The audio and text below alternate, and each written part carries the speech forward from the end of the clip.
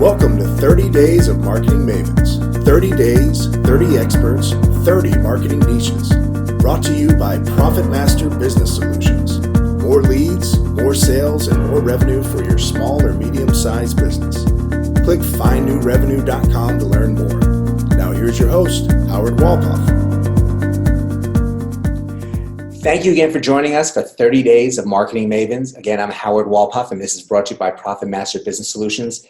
I'm so excited, again, another day to share with you more about marketing and really get you a different and new experience from someone else. Today we have Jo Hausman, an international syndicated radio host, where she interviews entrepreneurs from all over the world every Thursday at 10 a.m. now Pacific time on the Voice America Variety Channel. She's also a #1 best-selling author of the book, Go For It, A Women's Guide for Perseverance. And she is passionate about helping women navigate through their life challenges to improve their life and business. So, Jo, thank you so much for joining us today. Thanks, Howard. Thanks for having me.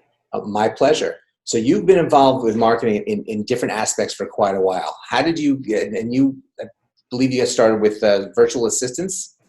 Yeah, so back in 2005, I started a virtual assistant business, even before social media. I mean, there was maybe there might have been some social media, but not much.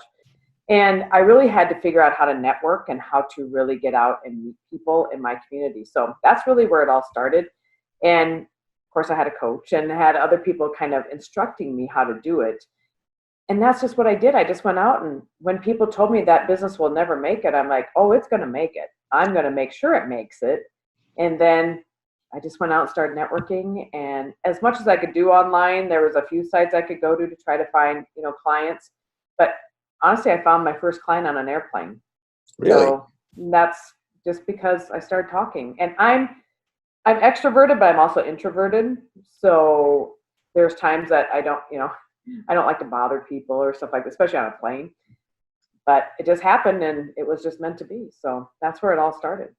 I think a lot of people learn that they have their box and they're tightly wound into their box, but the times they really accomplish something is when they really stepped out of that box, and they have to find that continuity of doing that to keep the consistency of getting these great opportunities that don't always come by if you're just hiding from them. You have to, because there's been, in my earlier years, there was a lot of times like, I want to meet that person, but I was always like a little scared. Now I'm like, oh, I'm going to go meet that person, and I'm just going to go meet them. I'm just going to go up and introduce myself. But also it's about giving back to them. If you find out like what they need in their life, maybe giving back to them, say, hey, I know somebody. Like I just did that about 15 minutes ago. I said, I know somebody that needs to meet this other person, and so I'll connect you guys via email. And I'm kind of a connector, a networker, but that's also a great way to get out and meet people, and it's also a great way for your business too. So if you can kind of get outside your box a little bit, like I said before, I used to be really scared of that, but now I've just learned to do that because that's going to help my business, but also helps other people, and that's really the main name of the game. Exactly. Nothing is going to come to you. You have to go to it, and right. Being out there and figuring out the best ways to network and be the most outgoing part of yourself is going to do that. And you get to do that a lot as a radio host and really reach out to people. So how did that get started? After I wrote my book, it was 4 years ago in January. So January of 2016, it was published. And then I got sent on a media tour. And then I was also speaking out in LA. And this gal was talking about how she had this radio show. Now, podcasts are very popular, of course, and I love podcasts. But since I was little, I always wanted to be a DJ. I mean, go figure. I mean, they don't make a lot of money, or they didn't back then. I don't know what they make now. But she was talking about how she has this live radio show. I'm like, I want that. How do I get that? And so I went and talked to her, stepped outside my box. I went and talked to her. And so she actually lined me up with the same producer she had. And so that came into fruition. It'll be 4 years in July. So it's just been, and I've interviewed, the original owners of Barefoot Wine found me on Twitter, real estate guys, and the original voice of Siri. Who even knew there was an original voice of Siri, but there is. So I've interviewed so many awesome people that I'm kind of like you, Howard. I love to know how people tick. I love to know what makes people drive and what makes them get into the business that they're in. So my show has just been really great for that. And I get it. I love radio. I had an opportunity to work for syndicated radio for a number of years at West One, and then on a radio station here in Jacksonville, Florida, I was the head of sales and marketing. So I'd see the reaction to how people would respond to the ads that we were running and how successful the campaigns would be being on a sports talk station. And I'd have chances to every once in a while they throw me onto the air for some gag or gimmick the skit they're running. Or I had to eat spicy pickles once that we videoed and put onto YouTube, and I get to voice over radio commercials. So it's such a powerful medium. So what of the stories that you've heard from entrepreneurs and business owners, what really strikes you as some of the I guess maybe some of the recurring themes, or something that really jumps out from some experiences that you've had a hand in sharing their story? You know, the main thing is, and what I've taken away from almost everybody is, it can be struggle. You know, it can be a struggle. You know, business is up and down, up and down, up and down. Everybody always wants to see the ups, but they never see the downs. They don't want to deal with the downs, but in every business there's like that. So I'm like, well, what do you do to make yourself get back up again when there's a down period? And each one of them said, you have to just take small steps and break it down into small steps to keep working toward the bigger steps. So like if you have an annual goal, break it down to quarterly goals, break it down to monthly goals, break it down to weekly and daily goals, and then it's more doable. If somebody just says, I want to make $100,000 this year, well, okay, make $100,000. But if you don't have the steps to do it and your business is failing, then something's got to give. So it's really about taking those next steps forward, getting in line with your business, and really setting out goals and intentions of what you want and who your ideal client is. Because a lot of times, when I started my virtual assistant business, I took in everybody. I'm like, I just need the money. I'm like, just bring it on. If I didn't know how to do it, I figured out how to do it. And then eventually I figured out I'm not really good at everything. Actually, I'm not good at everything at all. So then I started bringing in joint venture partners, strategic alliances, you know, those kind of people. And then it worked out wonderfully. But it took loss, and it took financial loss to figure that out, and loss of clients as well. So then I finally had to regroup and rethink about it and get back out there, and then it worked. And then I wrote my book, and then I started a whole new business now of speaking and radio and coaching. So yeah, it all just kind of comes to fruition. Yeah, it's going back to radio. When we're running a sales department, it really was broken down by, there was the annual goal, but that's really broken down by monthly goals. And each individual had a structure of what monitoring with themselves, and as a sales director, what their needs were over the course of each day and each week to hit those goals. And it was all shared. Everything was out there in sales meetings and conversations. So if you weren't out doing what you need to do, you weren't going to hit your goal, which meant the station wasn't going to hit that goal. And that really is part of a team. And then picking up the phone can be like 100-pound weight. You know, that's what I found with a lot of my clients. They say, but I have such a hard time picking up that phone. I'm like, but you have to. You know, people, even though social media and messaging and everything is big, people still like that one-on-one. People still like to get a phone call. And if you can give a value to somebody, then it's so worth it when they come and, you know, they write you that check or they give you that credit card. That's a value. That's a value to you as a business person, but it's also a value to your client and how they respect you and they trust you enough to give you their money. Yeah, and it goes back to that box. You can't stay in the box in your office either. It's just staring at the phone. The phone will not ring no matter how much you stare at it. That's right. You want it to, but the power of the mind for the phone That's to right. ring the exact client you need. You have to make the effort, and you have to. It's not going to be the one phone call. It's going to be multiple touches that people need to understand. That's part of that process. Yeah, I just had somebody email me on LinkedIn. And she said, well, I want to make you a bestseller on Amazon. I'm like, did you even read my bio? Did you?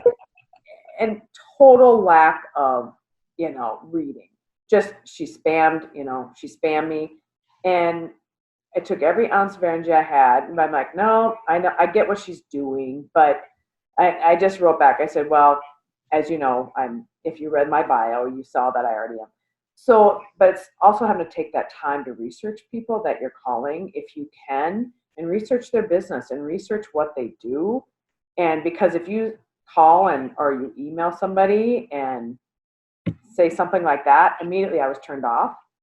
And unless she can come back with a rebuttal, there's not a lot of business I probably will do with her. But if she came with something, if she had read my bio and said, oh, I see that you already are, what can I help you with, or whatever, then I'm going to be more open to working with her. It really is that prepared. You have to really know who you're talking to, what you're talking to, and because if you're creating a relationship, the person wants to know that you're not blindly speaking to them. Yeah, and add a personal touch to it. Yeah, I've had people go, oh, I know somebody that lives in your town, or know somebody that lives in your state, and oh, I've seen your state, whatever. I mean, just make some kind of personal touch with it that makes you feel more welcome to their email. Exactly. So let me ask you the question I've been asking everyone. What is your number one strategy that's really working well for you and your clients to achieve your marketing goals? So actually, I kind of have two of them. Okay. So what I try to do is all on my social media, you won't see anything negative. Everything remains positive. And I'm naturally a positive person anyways, but I try to write uplifting messages. And a lot of times I'm like, I need them myself, but I always try to write uplifting messages or something uplifting. And then also on the marketing, I follow up. If I make a connection with somebody, I'm following up. Just like you, Howard, with me. You were so good about following up. And that's exactly what I do. I might have 10, calls in one day, but that's because either I followed up or they have followed up. And it's that follow-up and also conversing with them, getting that relationship with them, kind of opening up that box and just really figuring out what they need with their life and their business and researching it. So I guess that's all kind of your question. It's kind of the answer in one question. It's a great answer because it's about developing the relationship. It is. It's people all about do that business with developing people that they follow-up. enjoy relating to, as opposed to just some computer or someone that there's no connection with. Yeah, absolutely. And if you can develop that rapport, or if you're friends with them on social media, say, hey, I love the picture that you posted last night, or looks like you have a really neat family or something, I love your dogs. But something that you can develop that rapport with them and then really get them to start trusting you as a person. And then it just kind of unwinds from there. And then follow up. And sometimes it might take 10, 15, 20 touches before you get through to them. But people are busy. Lives are busy. So that's just what happens. But that's my answer. It's a great answer, and it's very true. Life is so busy, and I think we'd all have a very interesting, much different lives if social media didn't exist. I think you're right. A lot of time and effort and focus, and allow you to pick up the phone and do things. I'm sure the Yellow Page people will be very happy that they can come back to life. But yes, I think so too.